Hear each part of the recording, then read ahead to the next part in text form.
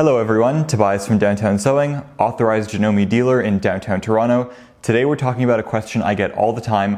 What is the actual difference between the Janome HD3000 and HD5000? First, we're going to talk about what makes them different, and then we're going to talk about the things I love about both machines. Looking at the stitches on the HD3000, you'll notice that all you see are just the stitches. Looking at the HD5000, you'll notice we also have machine setting recommendations at the top here, and these change with every single stitch. So whenever you go to a new stitch, it's going to tell you, here's the range that your tension should be in, here's the range that your stitch width should be in, and here's the range that your stitch length should be in. This is extremely useful for beginners. If you're a more experienced sewer, this might not be relevant to you because you already know how you like to set up your machine, but this is really nice. The other main difference between the two machines are the types of stitches that you can do. So they both have the same number of stitches, meaning they have 18 stitches and a buttonhole stitch. However, the actual type of stitches that they have are different. The main difference being the HD5000 only has 2 satin stitches and the rest are total utility stitches. Whereas on the HD3000 here, we've got 5 satin stitches and the rest are utility stitches. So if you are not planning to do any satin stitches at all, the HD5000 might be a better bet. But if you want the option to do more decorative things, HD3000 might be better. You still get the essential utility stitches, so you're not missing out on too much. So that's just another difference between the two machines. The next difference between these two machines is the shape of the head plate. On the left side, we have the HD3000, which is a little slimmer, and on the right side, we have the HD5000, which is chunkier. Now, you might not think this is a big deal, but it does make a bit of a difference. I've positioned the camera to be the closest thing to a human perspective while sewing, and line of sight to the needle is very important, meaning with the slimmer head of the HD3000, you have a clear line of sight to the needle. Let's have a look at the HD5000. As you can see, the HD5000 is a little chunkier. This comes a little bit forward, slightly obstructing our view. However, they both have good sights. Not a huge deal, but there is that slight difference. Well guys, in terms of actual differences between the two machines, that's about all I have for you. Now I'm going to tell you some things about these machines that distinguish them from other machines on the market and why I like them. First of all, you'll notice the faceplate cover actually swings open and you can get inside there to do some cleaning, untangle your threads, and even do a bit of oiling. Now, other machines in this price range from other brands don't allow you to do this. This is kind of a blast from the past that, older machines used to allow you to do this. Newer machines, the manufacturers typically don't want you messing around in there. But Janome has kept this because, of course, the Janome consumer is a little more discerning and knows what to do. One other thing that I love about both of these machines is they have an actual metal body which all of the parts are attached to.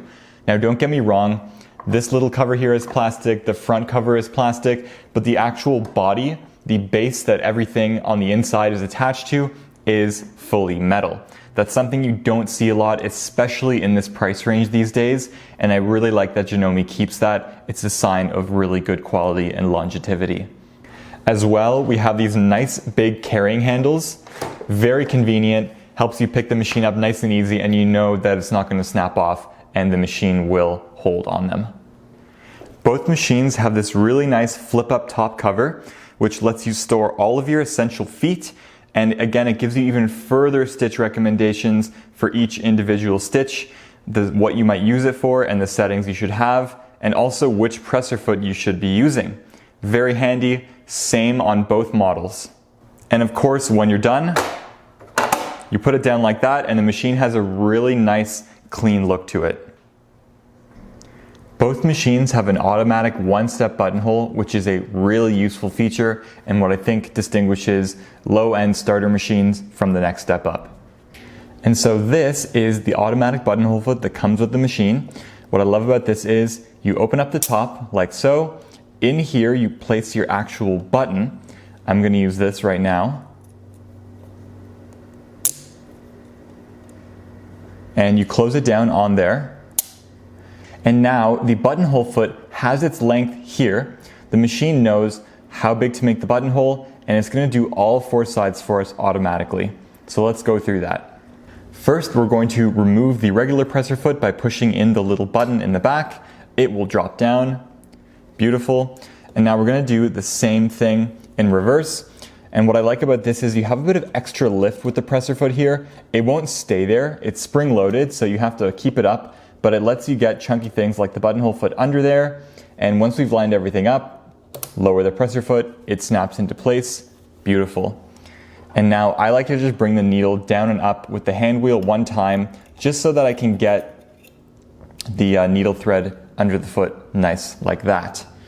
The only other thing we have to do in this area is here, there is a buttonhole lever. This lever tells the machine when it's time to switch over to the other side of the buttonhole, so it's essential that you have this pulled down and it is resting behind this part of the foot. The only other thing we have to do is select the stitch. So we're going to turn over to the buttonhole stitch here, and because we're on the HD5000, it's going to tell us which machine settings we want. So for our tension, it says between 1.5 and 5. I'm just going to start at the default 4, see how that goes. Now for the width, it's telling us we can go anywhere from about a 4 all the way to the top 6.5. Okay, so we're going to do a couple of examples. So let's start with the most, and then we're going to go down to the 4 afterwards.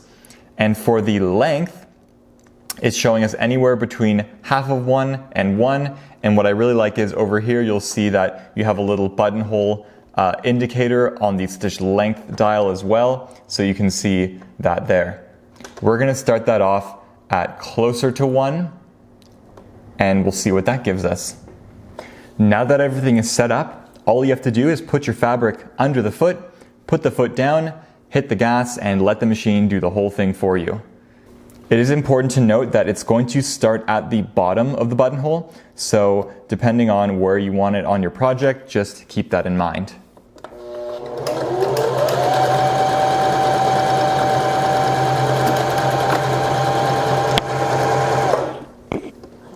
Okay, all you have to do is stop it when it gets to the end, so keep an eye out on it. There we have it, a beautiful buttonhole with those max settings. Now we're going to do the exact same buttonhole, except we're going to reset it, and all we have to do to reset the buttonhole is switch to another stitch and go back to the buttonhole. Now it's ready to start again, and we're going to do a couple of different settings on the width and length to see the variation. So we're going to bring the width down to close to 4. And we're going to make the stitching a little bit denser by shifting it from a 1 closer to 1/2 1.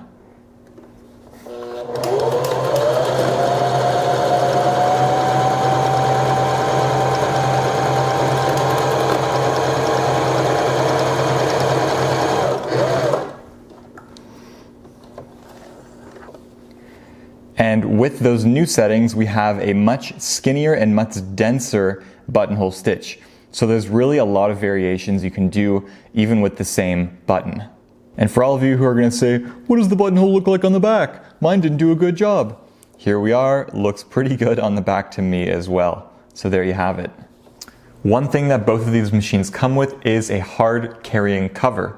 I don't actually have one to show you, I'll throw it up on the screen, and you can imagine it's just a white plastic hard cover that fits over the machine nicely, and it has the space for the carry handle to flip up still so you can carry the machine around. That is something that we are seeing less and less with new machines in this range today, so I really like that Janome still includes it. Now I just want to have a quick word on price, because a lot of you might be comparing this to the gray heavy duty machine that everyone's buying. And the one thing I will say is that you tend to get what you pay for. By now, the word is getting out about the gray heavy-duty machines. Some people love them, some people hate them, and that is because the manufacturing quality is pretty inconsistent. I'd say it's about 60% of them come out good from the factory and 40% of them come out with some defect, or they're just not quite right and people end up hating them. As a Janome dealer, I can tell you that there is a far less than 1% return or defect rate, meaning when I sell somebody a machine, I know that they're going to take it home, it's going to work, and they're going to love it.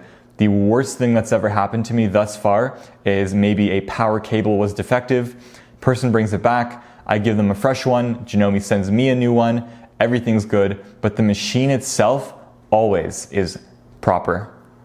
I hope you found this video useful.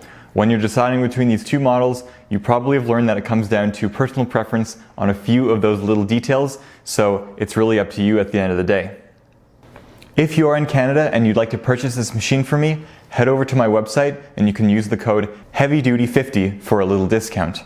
Now, if you have a local Janome dealership near you within driving distance, go there. It's better to receive local support from a local store, support your local businesses. But if you're going to be buying online, either way, I will give you the best care that I can from afar.